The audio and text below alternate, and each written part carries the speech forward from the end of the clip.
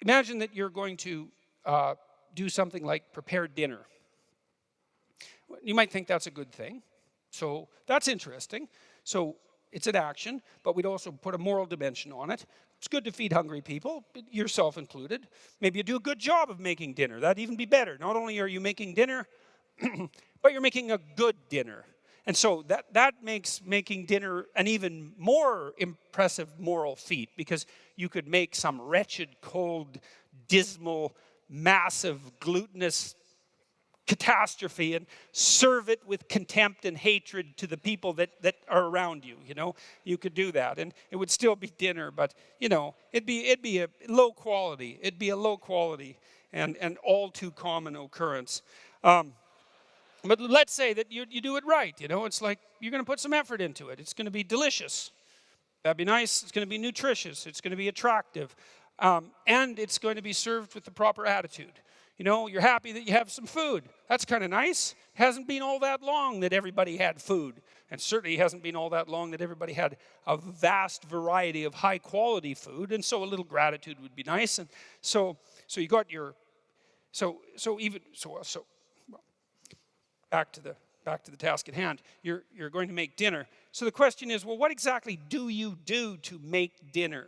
And it's kind of an abstract idea to make dinner. Let's go make dinner. You can say that abstractly, but when you actually go to make dinner, it's not abstract anymore. You go into the kitchen and you open the refrigerator, and that's not abstract, right? That's not mental, it's physical. You're interacting with the world. You grab the door handle on the refrigerator and you open it. And you don't really know how you do that. I know you know how to close your hand and move your arm, but you don't know how to close your hand and open the door. Your mind, that's where your mind runs out. It knows how to operate your voluntary musculature, but it doesn't know how. So your mind grounds out in your body. And I'm going to make the case that morality does that as well. And it's part of this idea that the world is an action-oriented place. You open the fridge, you think, hey, carrots. We're going to need some carrots. So you take the bag of carrots out of the fridge and you put them on the counter and you peel the carrots. And again, same thing. Bit of expert behavior there, because you've peeled carrots before. And it's a bit deterministic because you've learned how to do it habitually. And so you peel the carrots and you take out the parts that aren't so edible, if you have any sense.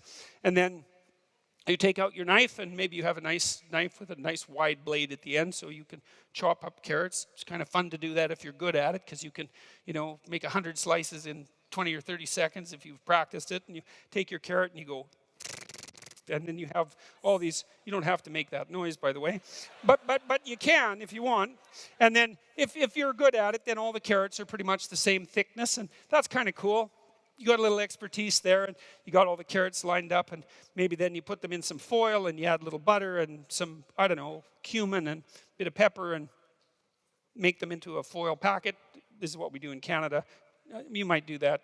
You guys barbecue, I've heard.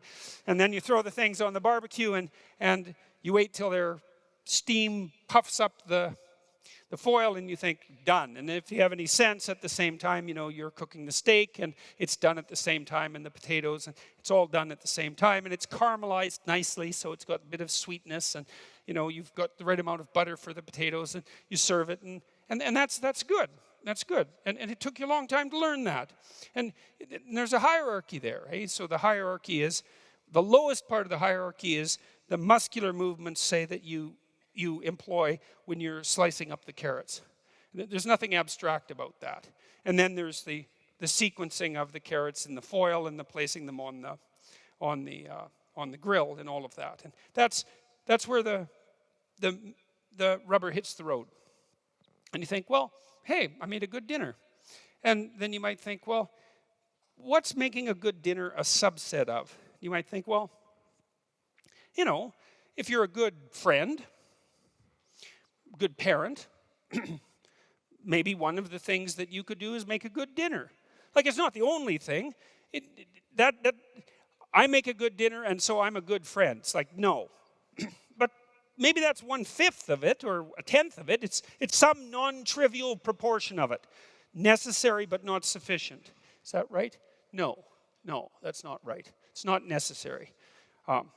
Anyways, it's one of the things you could do to be a good friend. And then, you know, if you have a friend, maybe he makes you a good dinner now and then, and there's some reciprocity there. So so you're capable of engaging in that reciprocity. And that's another thing that might make you a good friend or a good parent, let's say.